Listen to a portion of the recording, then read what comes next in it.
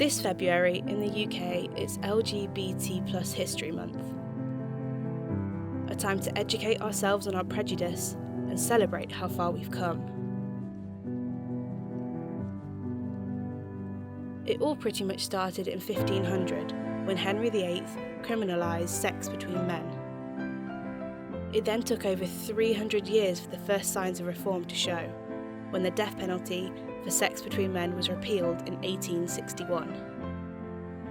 Higher profile cases in the 1950s sparked change. In 1967, the Sexual Offences Act decriminalised sex between men, in private and over the age of 21. A big step, but still so much to be done.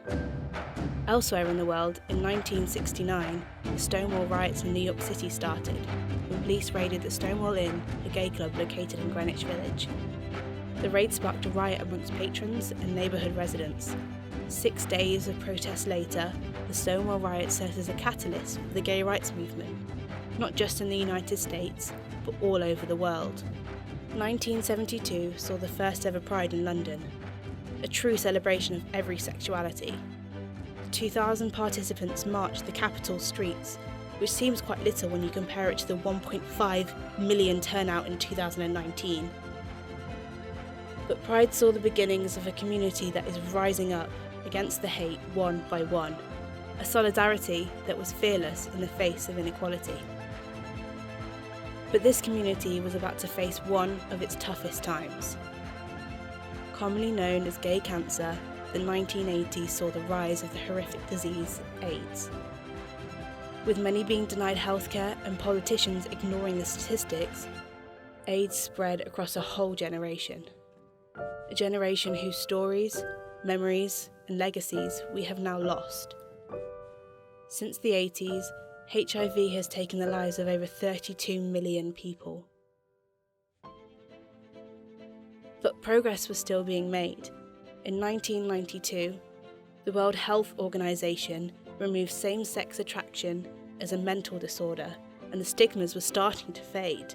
10 years later, in 2002, the Adoption of Children Act allowed same-sex couples to adopt, meaning gay people could finally have the chance to start their own families.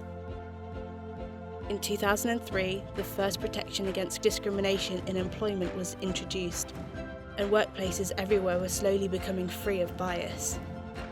And just a year later, we introduced the Civil Partnership Act and the Gender Recognition Act, which meant that members of the trans community could finally change their gender legally. In 2013, the first Trans Pride took place in Brighton, and every year it continues to grow with more love and acceptance. And finally, in 2014, full marriage equality was granted in the UK. We've come a long way, but certainly not far enough. There are still 72 countries that see being gay as illegal, some places where the death penalty is still in full force. It's easy to look back on history and reminisce, but this is the time to look forward and progress. Because if we're all just a bit nicer, more open and accepting of others, we can create a future where everyone is equal and where all love is celebrated.